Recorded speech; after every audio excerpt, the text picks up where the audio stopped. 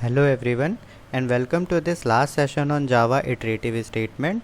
So in the previous session we saw the different looping statement, namely while loop and the do while loop. In this session we will see another looping statement, namely for loop in Java. Now to understand the for loop we have to understand its general syntax. First we have the for keyword followed by the three different types of statements, namely initialization statement, conditional statement and the iteration statement. So let's understand all these terms one by one in detail. The initialization basically initialize the variable that will control our loop. So we can also say that initialization is the initialization of the loop control variable. So for example, let's say if we have to print the values between, let's say, n equals 1 to n equals 5, then at some point of time we have to initialize the value of the n.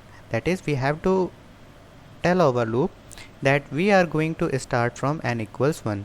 So this is known as the initialization of our loop control variable. Once we have initialized our loop, we are done with this statement. That is, in any loop or in any for loop, initialization condition or initialization statement will be executed only once. Afterward, we will only deal with the condition and the iteration statement. So the second term, condition, is basically the Boolean expression. So if you remember our expression session, there we talked about Boolean expression, that these are the expression that evaluates on to only true or false value. So once our loop control variable is initialized, it will be just against the condition or target value. So if this condition evaluate down to a true value, then only our body of loop will be executed, and if the condition evaluates down to a false value, then our loop will never get executed and it will terminate. The third statement is the iteration statement. The iteration statement basically is the updation of this loop control variable we initialized in the beginning. So for example, if you remember our session of the while loop, there we explained that we need some kind of arrangement so that our loop can terminate in the end. Because if we will not update our values or the condition, and if the condition will always remain true, then our loop will run for the infinite amount of time and it will never terminate, and that will lead to a system crash. So iteration is that statement that update our loop control variable so that this condition will become false at some point of time and our loop will get terminated. So for example, let's say we have to print the number between 1 to 5. So how will we do this? First we will initialize our value at some point. Now since we have to print from 1 to 5, so we will initialize it at n equals 1. So once we have initialized a integer or a integer data type which is holding a value of 1, then we are done with this initialization statement. Afterward we will set some condition. Now we don't want n to ever exceed greater than 5, or we don't want it to become greater than 5.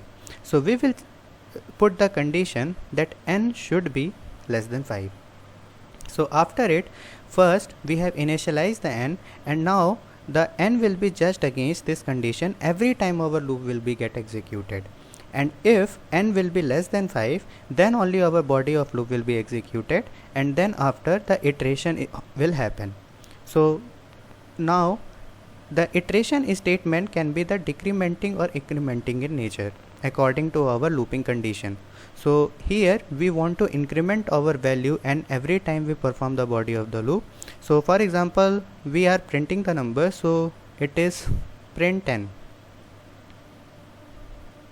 Now when our number or the loop control variable will be just against this condition, the body of the loop, that is print 10, will be performed by the compiler, and afterward iteration will happen, that is our loop control variable will be updated.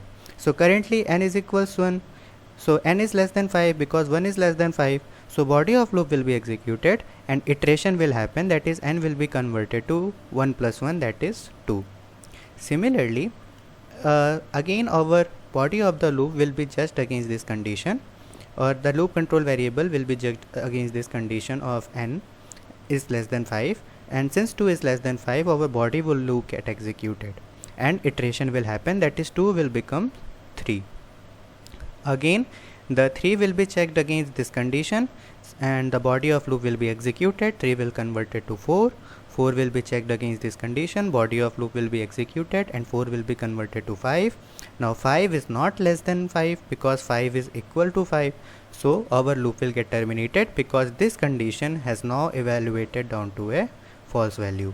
So if I draw the execution of a for loop in a graphical manner, then we can say that it is in a form of V.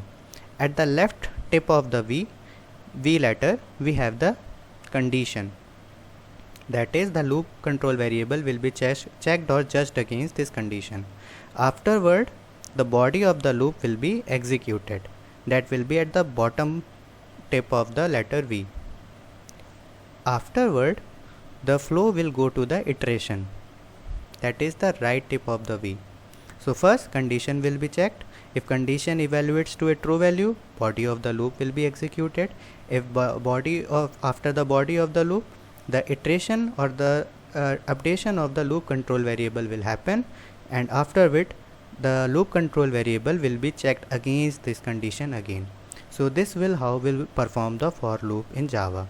So let's head over to Eclipse IDE and see how can we perform this practically. So since we had to print a number between 1 to 5, so we will say that first we define an integer n, and afterward we will write the for keyword, and within the parentheses we will write the initialization condition and the iterative statements. Now we are initializing our loop control variable, that is n, at a value of 1, followed by the semicolon sign to separate the different statements. Afterward we want our n to be always less than 5, and afterward we will write the iterative statement, that is n will be incremented to n++. Afterward we will create a block by using the curly braces. So we will write curly braces, and within this curly braces I will use system.print system.out.println, and since we are printing n, so we will write n followed by the semicolon sign in the end. And now if we will run this, we will get 1 2 3 4 in the output. So this is how we will perform for loop in Java. Now we can also initialize the loop control variable within the for loop itself if it has no other purpose. So for example, if we want to print hello world, so we will say that hello world. So for this purpose we don't have to define or declare the variable, that is n, outside the for loop. We can declare it inside the for loop itself. So we will write int n equals 1, n is less than 5, n++, and for every loop control variable and the true condition we print the hello world on our screen. So it should output hello world 4 times on the screen. So if we will run this, we will get 4 hello worlds on our screen. So that's all for this session. In the next session we will see the different jump statements in Java programming language. Till then, keep learning. Thank you.